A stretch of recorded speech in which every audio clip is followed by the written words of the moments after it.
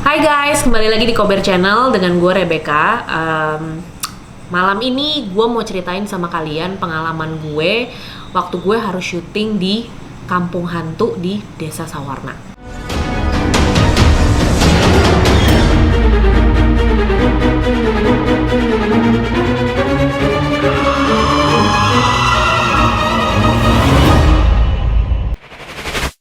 Nah, waktu itu kejadiannya sekitar beberapa tahun yang lalu nih. Beberapa tahun yang lalu gue ada project mau cari tempat buat syuting, dan itu kita harus cari perkampungan yang ada pantainya, yang ada sawahnya gitulah. So, gue berangkat dari Jakarta bertiga sama temen gue, satu cowok, dua cewek. Kita sampai waktu itu kita pertama ke Anyer. Dari Anyer nggak ada yang cocok, Carita nggak ada yang cocok. Nah, akhirnya terusin lagi.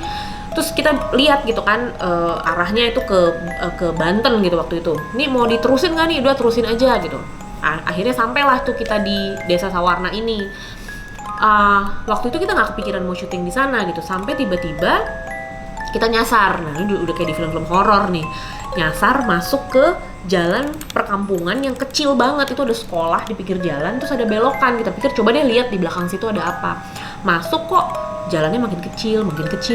Udah takut nih kita nih, terus mulai gelap karena dalamnya itu rindang, itu pohon tinggi banget semuanya. Terus jembatannya kecil banget, pas satu mobil aja gitu. Nah, udah nih masuk ke dalam, ternyata itu perkampungan guys, perkampungan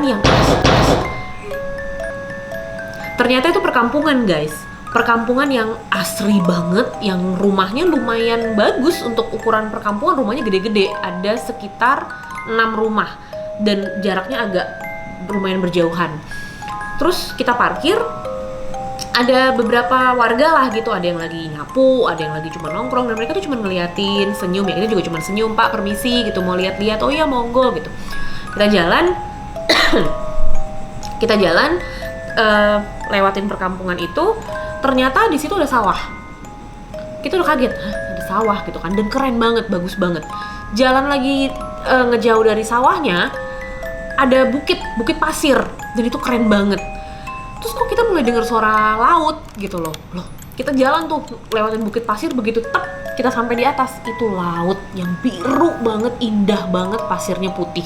Nggak ada tukang jualan, nggak ada apa-apa, sampah pun nggak ada gitu loh. Wah, gila. Udah nih, apa yang gue butuh buat lokasi yang kita bilang mau ada sawah, ada bukit, ada pantai, dapat semuanya di situ. Udah, so setelah kita lihat tempatnya, gue langsung bilang waktu itu gue mau ini lokasinya, nggak peduli, pokoknya bilang mau orang kantor, pokoknya gue maunya kampung ini gitu. Ngobrol lah kita akhirnya, kita tanya kita bisa ngobrol sama siapa nih. Nah, dibawalah kita ke satu rumah, dibilang dia itu kayak kepala desa, kepala di perkampungan itulah gitu. Rumahnya kayu gitu, bilik kayu biasa, rumahnya paling sederhana dibanding yang lain tuh masih beton gitulah ya, masih rumah biasa. Ini tuh bilik, bawahnya tanah, kita juga duduknya cuman kayak beralasnya koran gitu. Namanya Pak siapa gitulah, lupa. Tapi kayak ada something weird sama nih orang gitu. Orangnya baik, ramah banget, tapi pas kita ngeliat, jadi gue pikir pertama gue doang nih yang notice gitu. Jadi pas ngomong dia kan ngasih kita minum apa, gue liatin kok nih orang matanya beda ya gitu loh. Nggak kayak, kan pokoknya mata orang tuh beda ya, ini orang tuh matanya kayak hitam pekat gitu loh, agak aneh gitu. Tapi udahlah, gue pikir itu cuma gue doang kali yang ngerasa gitu. Orangnya baik banget, ramah banget. Dia ngasih tahu, "Oh, boleh syuting di sini." Kita juga nggak ada matokin bayaran karena ternyata di seluruh desa itu belum pernah dipakai buat syuting gitu. Mereka nggak tahu harga lah gitu. Jadi berapa aja mereka oke, yang penting ada uang, kayak kebersihannya apa segala macam. Udah tuh settle langsung oke buat syuting segala macam. Terus dia bilang, "Mbak, mau kita bawa lihat-lihat keliling nggak? Kali aja Mbak butuh lokasi ini gitu." "Oke," dia bilang. Naik di mobil, ada satu orang dari perkampungan itu ikut duduk sama kita di mobil kita. Tiba-tiba dia ngomong gini, masuklah kayak ke hutan-hutan gitu. "Mbak," katanya, "nanti yang mau syuting berapa orang?" kayak gitu. Kita bilang, "Pak, kru sama pemain mungkin sekitar 60-70 orang," bilang gitu. "Oh, oke," katanya. "Saya cuma titip pesan ya Mbak," katanya, "nanti tolong dikasih tahu ke semua kru, ke semua pemain. Kalau masuk ke wilayah yang ini, yang hutan, kalau nanti syuting di sini, jangan ucapin kata harimau." Bingung dong, kenapa nggak boleh ngucapin? "Kenapa Pak?" Pokoknya jangan, di sini banyak siluman harimaunya. Oke, baik gitu. Oke gitu. Terus dia ingetin lagi, dan tolong inget ya mbak, tiap jam 12 siang sama jam 6 sore jangan melakukan apapun. Jadi kalau misalkan lagi syuting, berhenti. Pokoknya harus istirahat, mau itu makan boleh, mau tidur boleh, mau ngobrol-ngobrol boleh, tapi tidak boleh kerja. Jam 12 siang dan jam 6 itu tolong dipatuhin. Banyak yang nggak matuhin dan tidak boleh ke pantai. Jam 12 siang sama jam 6 sore tidak boleh ke pantai, jangan ke air. Terus kita masih yang namanya orang Jakarta ya, antara percaya nggak percaya, ini orang kayaknya ngawur-ngawur dikit atau apa. Tapi udah tiba-tiba salah satu kru yang ikut hari itu, waktu itu kan itu sekitar 8-9 tahun yang lalu ya, jadi kayaknya internet browsing belum terlalu ini. Cuman dia ngedapetin malam-malam pas kita lagi nginep, dia ngedapetin artikel bahwa ternyata 1 minggu sebelum yang kita datang ini ada mahasiswa UI, itu 4 orang datang, udah dikasih tahu jam 12 jangan masuk ke air. Mereka berenang, nggak pernah kelihatan, nggak pernah ketemu lagi, nggak tahu tenggelam, nggak tahu apa. Berapa hari kemudian mayatnya udah ngambang aja gitu. 2 orang, yang 2 lainnya nggak berenang soalnya. Kita langsung yang oke, ini kayaknya mitos-mitos tentang desa di Banten ini bener nggak sih gitu loh. Nah, satu lagi yang kita notice waktu kita di sana, karena kita semalaman akhirnya kita nginep, itu gue hidup di negara ini udah berapa tahun ya? 36 tahun ya berarti ya. Gue lahir di sini, gue hidup di sini, gue udah tinggal di beberapa kota. Baru di satu desa ini gue tidak pernah mendengar suara azan sekalipun. Tidak ada suara azan. Masjid ada, suara azan nggak ada. Dan kita nggak pernah berani mau nanya kenapa nggak ada suara azan. Udah cut short lah ya, akhirnya 2 minggu kemudian tim gue datang, pemain datang, semua segala macam. Udah, itu gue bikin cerita anak-anak waktu itu. 26 episode, harusnya syuting cuman 14 hari, 2 minggu kita harus selesai. Jadi pemainnya banyak yang anak-anak, ada yang jadi ibunya juga, segala macam gitu. Datanglah bapak-bapak tua gitu yang nggak bisa bahasa Indonesia, bisa bahasa Sunda, yang ngasih tahu ke kita gitu kalau nanti ya, yang rule yang kemarin udah dikasih tahu, nggak boleh ucap kata harimau, nggak boleh bandel-bandel atau genit-genit atau ngomong kotor, yang kayak gitu-gitulah, biasa lah kalau di tempat-tempat kayak gitu. Dan pokoknya kalau jam 12 sama jam 6 nggak boleh ngapa-ngapain. Udah, kita ikutin semuanya oke sampai di hari ke-10 atau hari ke-11. Nah, kebetulan waktu itu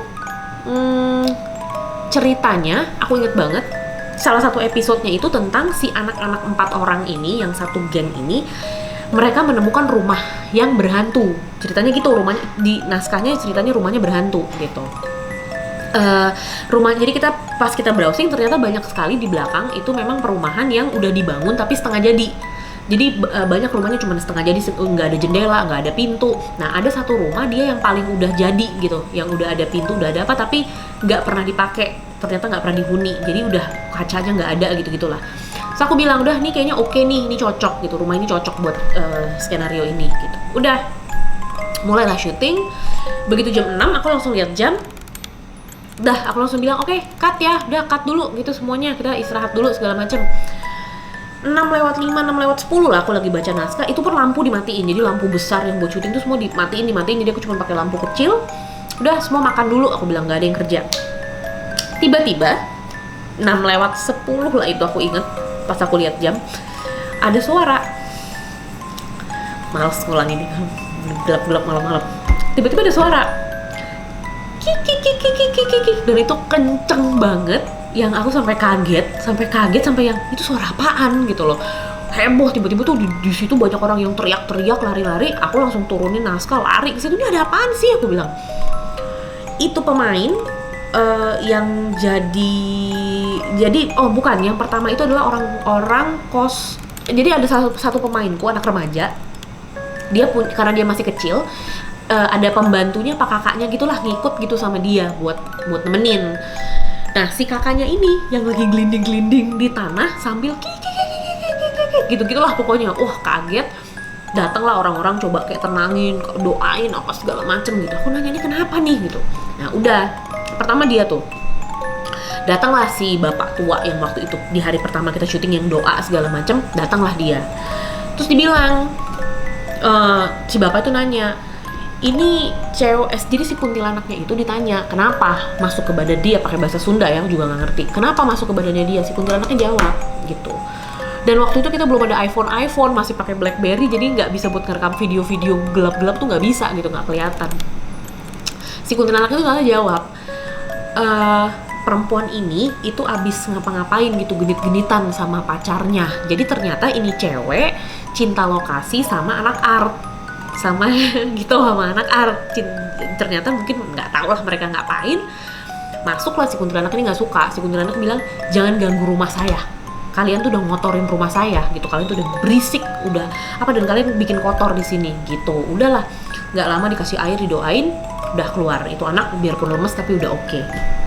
Udah, tiba-tiba kita break, akhirnya kita break, selesai cepet segala macam, udah deh gitu, kita pulang segala macam. Nah, anak lightingku ada satu, yang paling ganteng lah memang kita bisa bilang gitu, putih bersih gitu, rambutnya panjang segala macam. Dia malam-malam keluar dari villa jalan sendiri, karena keluar dari villa depannya langsung pantai. Keluar tuh ke pantai tuh dia.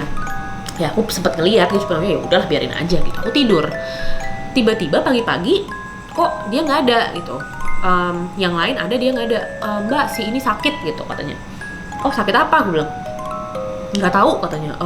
Badannya panas, terus kayak diem aja gitu, nggak mau ngomong. Katanya dikasih suruh makan obat juga nggak mau. Aku pikir kelamaan duduk di pantai kali ya gitu. Udah, ya udahlah gitu.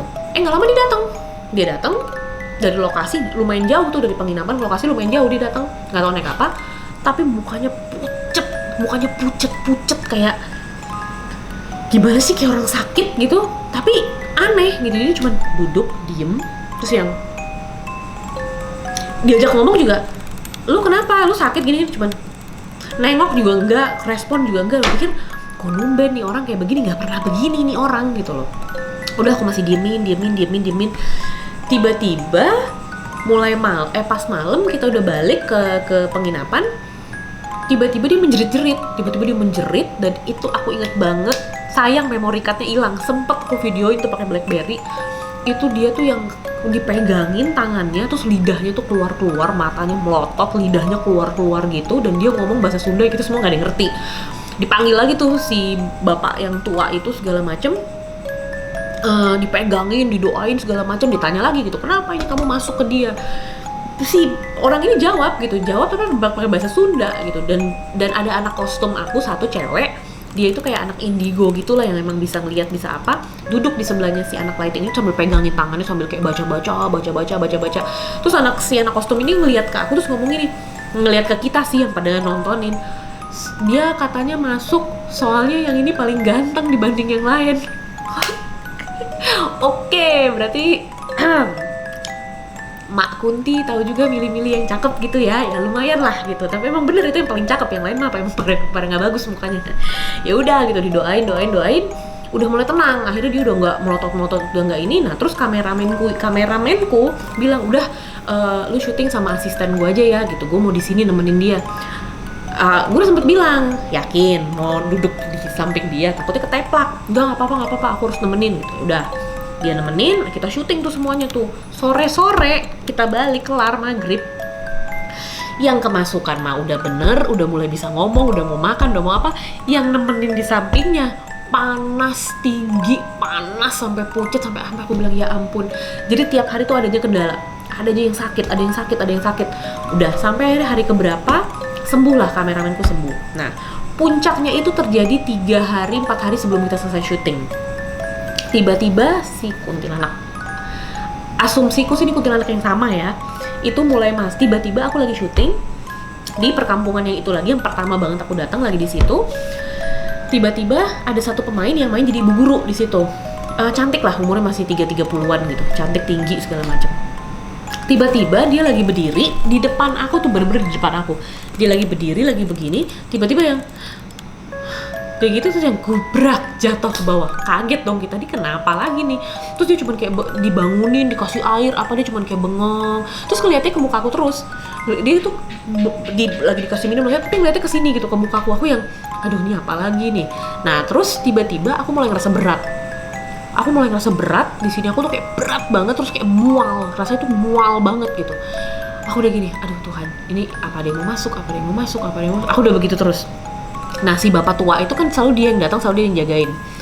datang ke si guru yang pemain cewek ini kan, dia main jadi guru, ke si ibu guru ini main, didoain sama dia. Terus tiba-tiba si bapak tua ini ngomong pakai bahasa Sunda ke yang orang kampungnya, ngomong gini, bilangin sama yang mbak yang mukanya India itu, kuntilanaknya lagi duduk di sininya, dia pengen masuk ke dalam. Itu kata-katanya tuh kakek-kakek tua yang aku langsung dan dia cuma ngingetin jangan ketiduran ya, kalau sampai ketiduran dia masuk gitu.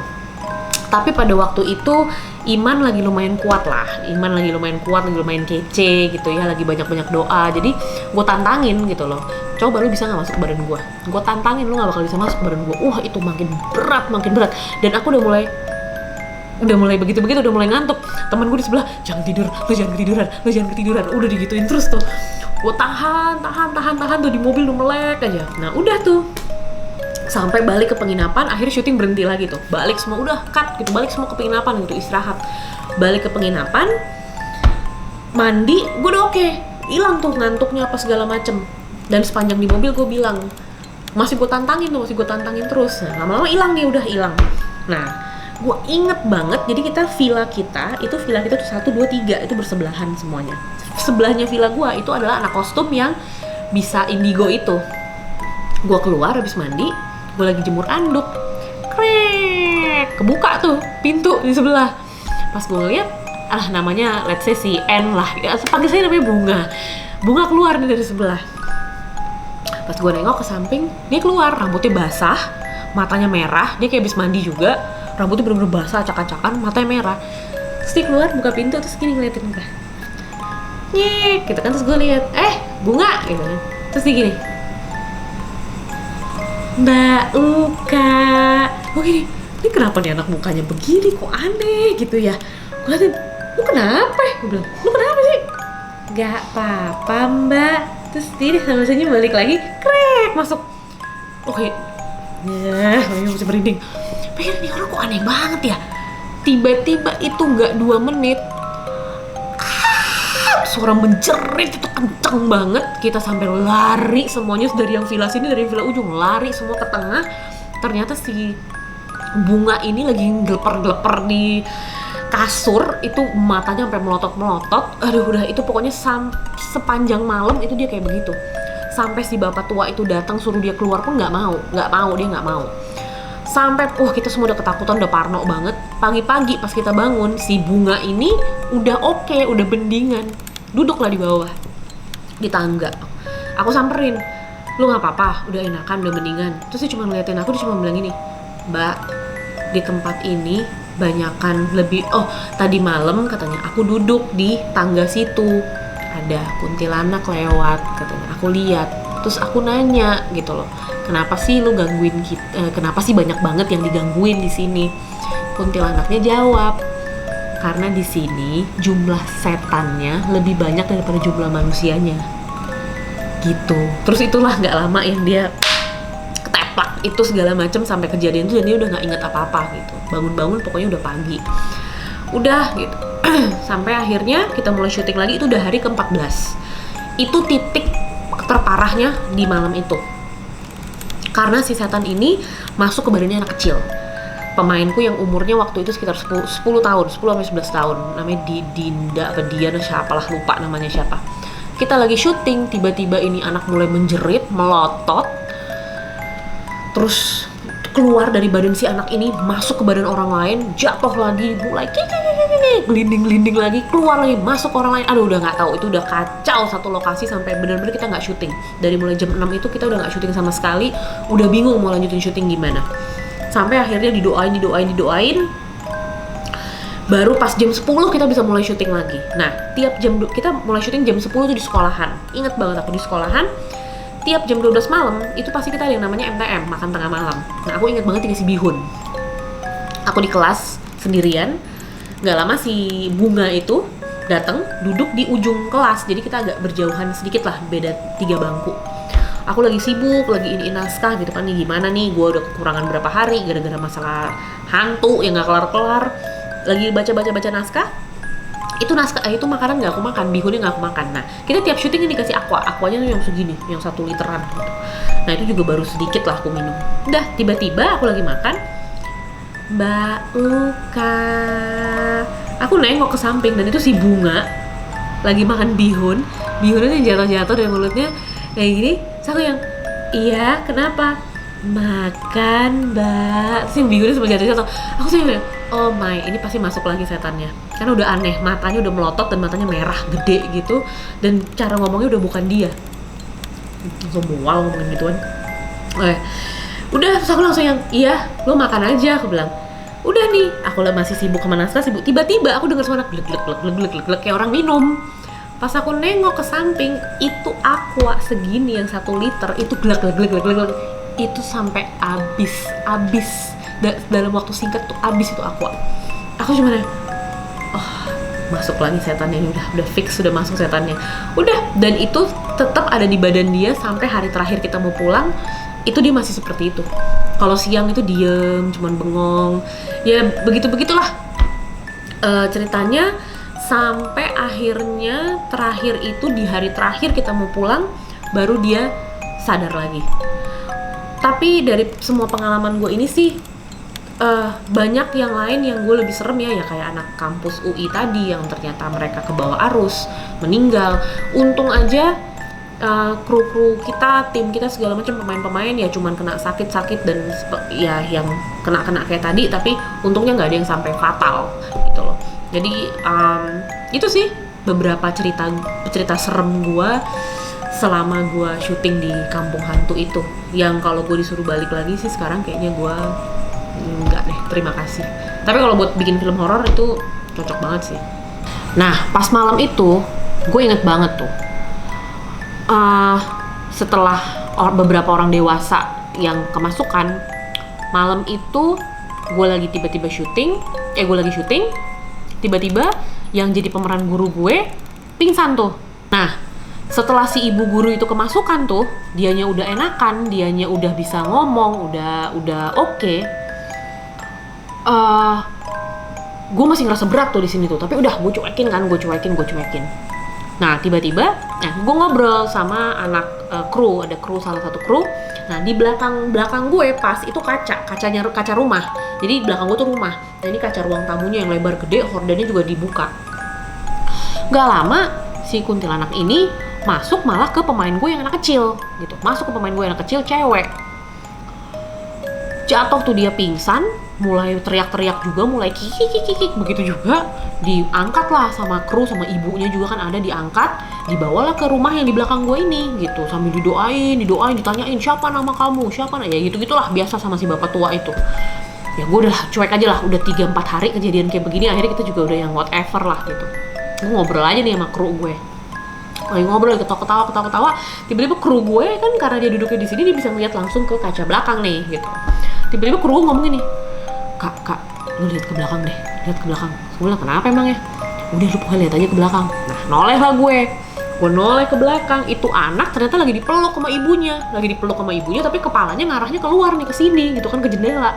Pas gue noleh, lagi begini ngeliatin gue. Ya gimana gue gak kabur langsung ya kan, udah itu, langsung stres. Udah gue langsung pindah. Nah udah deh, break syuting, balik tuh kita tuh semua tuh ke penginapan. Nah waktu itu gue inget banget, itu sekitar hari ke-10 kalau nggak salah. Gue syuting di depan rumah yang lumayan gede, ada lapangannya gede, luas banget. Ada pohon gede banget, tinggi banget di situ, di samping rumahnya. Jadi kita harus pasang lampu, karena itu malam kan, harus pasang lampu, dan lampunya lumayan besar, lampu yang lumayan gede. Nah si anak lighting gue ini, FYI anak lighting gue ini lah yang waktu itu sempat kemasukan itu, yang dibilang sama kuntilanaknya ganteng. Udah sembuh nih dia nih, di hari ke-10 ke-11 dia udah sembuh. Dia pasang tuh lampu, ditembak lah ke si pohon besar itu gitu, supaya di kamera nggak kelihatan gelap kan gitu. Action, gue bilang action, baru 2 detik, lampunya mati, dan lampu yang paling gede lagi yang mati, yang ditembak ke arah pohon besar itu. Nah begitu lampu itu mati, gelap dong gue punya frame. Cut gitu, bentar mbak, lampunya mati nih katanya. Udah terus diputer kan, diputer dulu lampunya, kutak-katik, tak, lah nyala gitu kan, dah, tembakin lagi ke lampu nih, tembakin lagi ke pohon. Oke, action, baru lagi take lagi nih, baru berapa detik, tak, mati lagi lampunya. Ya ini kenapa lagi sih gitu. Udah mati lagi, diturunin lagi, dibelokin lagi, lampunya dikutak-katik, nyala. Nah si anak lighting gue ini kesel kali ya, sempet dimasukin ke kuntilanak sampai sakit berhari-hari. Dia ngomong sambil dibalikin, ditembak lagi ke lampu, dia ngomong, anjing lo ganggu gue syuting aja gitu kan, bikin repot. Dah dibalikin lagi tuh ke ditembak lagi tuh ke lampu. Udah ya mbak syuting gitu kan, anjing gue bikin ribet aja lu. Diambil batu atau apa, ditimpuk ke pohon itu gitu kan, gue gak takut sama lu atau apalah gitu dia ngomong, lupa. Oke, begitu gue bilang action, baru juga 1 detik tuh pemain baru mulai ngomong, duar, itu lampu meledak angus lampunya. Itu gue inget banget, itu kita semua sampai kaget. Dan di situ kita kayak belajar sih, nyadar ya lu jangan macam-macam sama mereka gitu loh. Nah akhirnya setelah harusnya syuting 16 hari 16 hari melar jadi 19 hari waktu itu, hampir ke hari 20 malah, tapi untung selesai. Hari terakhir gue inget banget, kita udah beres-beres tuh pagi-pagi, cepet-cepet pokoknya pak. Gue kelar syuting jam 5 pagi. Kelar syuting jam 5 pagi, kita nggak ada lagi yang mau tidur di sana, istirahat atau apa, nggak ada. Semuanya packing, mau cabut pokoknya hari itu juga. Udah kesel banget deh sama tempat itu. Gue inget banget, nah gue semobil, satu mobil pickup, bukan mobil pickup, mobil van gitu, sama beberapa kru yang lain, sama si Bunga duduk di samping gue tuh.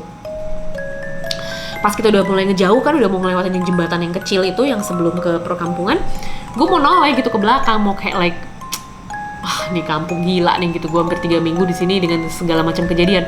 Gue mau noleh ke belakang, tiba-tiba si Bunga dia pegang tangan gue kan, terus gue bilang, terus tiba-tiba dia bilang gini, udah mbak jangan lihat lagi ke belakang. Terus gue bilang kan, kenapa emangnya? Tadi barusan aku ngeliat itu yang lagi ngeliatin kita tuh. Aduh, mau ngulang cerita ini ya, udah merinding duluan. Udah mbak jangan lihat lagi ke belakang katanya. Aku tadi barusan ngeliat ke belakang, itu yang ngeliatin kita itu makhluk halusnya itu ratusan mbak, semua tuh ngeliatin ke arah mobil kita pergi. Gue langsung, ya udah oke, nggak usah noleh. Gue nggak mau ngeliat apa yang ada di belakang sana. Untung gue nggak bisa ngeliat apa yang ada di belakang situ, but paling nggak ya hari itu ya gue tahu ya, ya bahwa tempat itu memang banyak banget penunggunya. Dan sekarang gue ngerti kenapa di tempat itu sama sekali nggak ada suara azan sama sekali. So itu pengalaman gue di Kampung Hantu Sawarna. So guys, gitu deh pengalaman gue 16 hari syuting di Kampung Hantu Desa Sawarna.